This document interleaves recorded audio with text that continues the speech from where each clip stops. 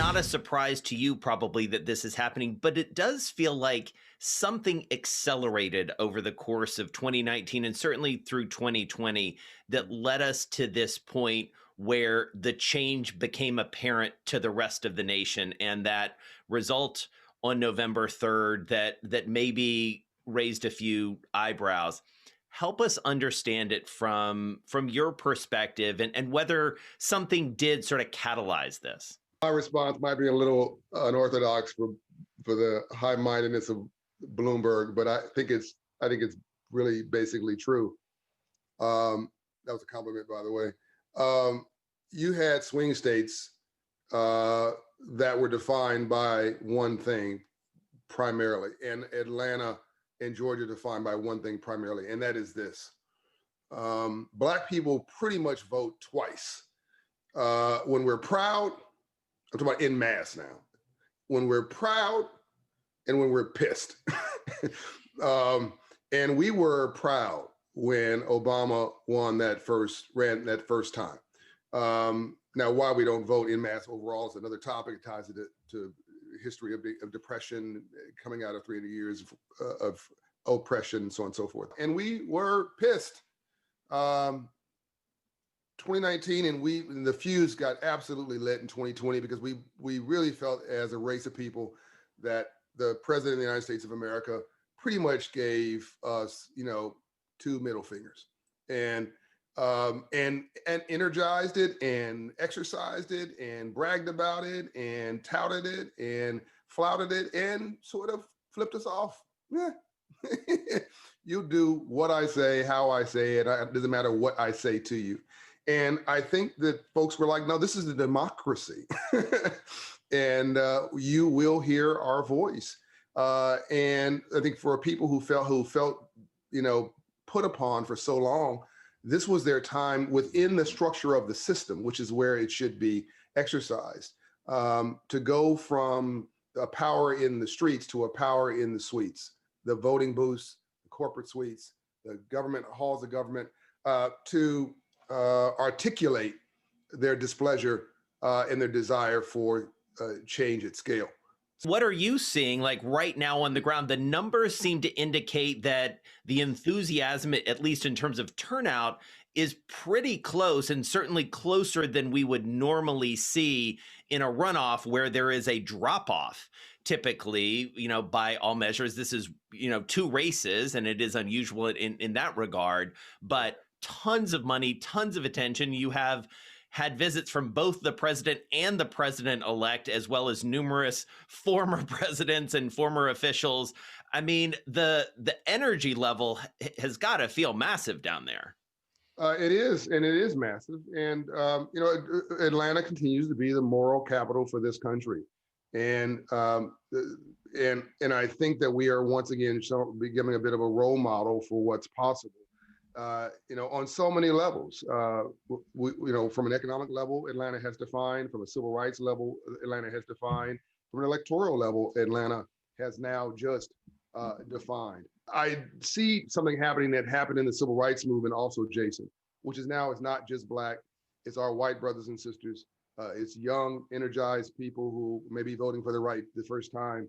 Is reasonable people of all shapes and colors and political views. Who are saying, it's time for a change, and that's what's happened every 100 years, as I mentioned earlier. It happened in the 1960s, most recently. So I'm encouraged. Whatever comes out of this, we've got a new coalition of the willing of masses of people, Black and white, rich and poor. I believe Democrat and Republican, who want for a life better for their children and grandchildren and their own legacy. So, John, the and yet part of this conversation is that, and as you know, I grew up in Atlanta. I love the city. I know it well.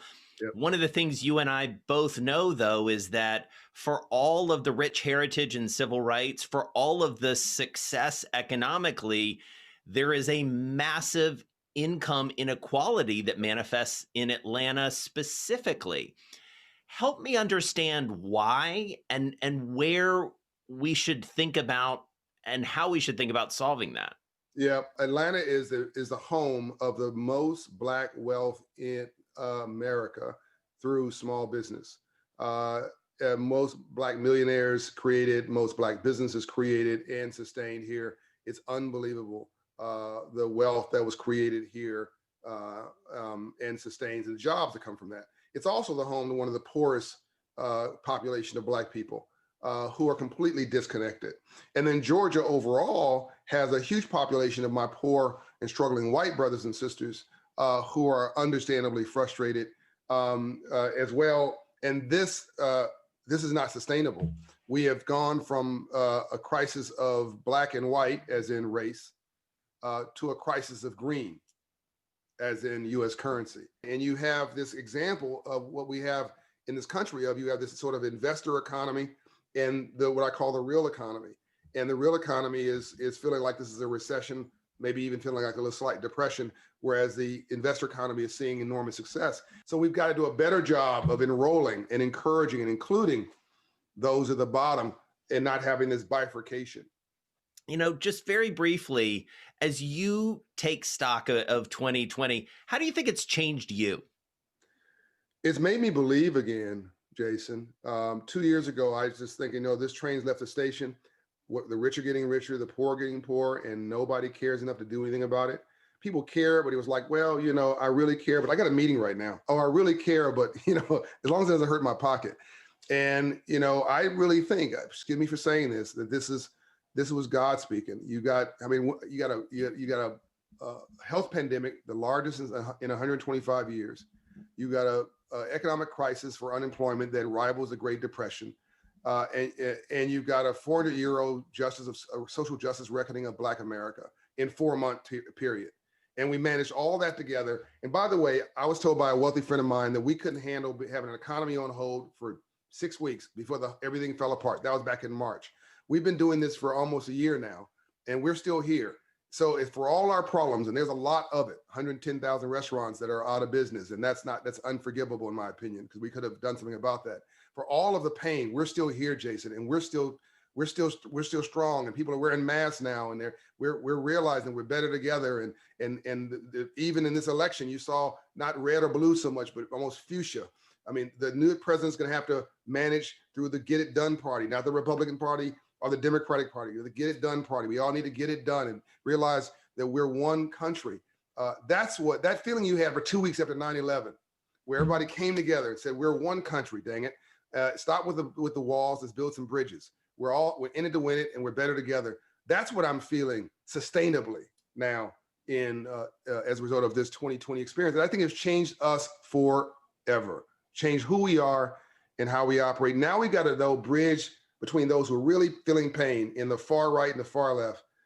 Those in the middle have to use our influence, whatever we have, to bridge those folks together and make sure that they know they're not forgotten.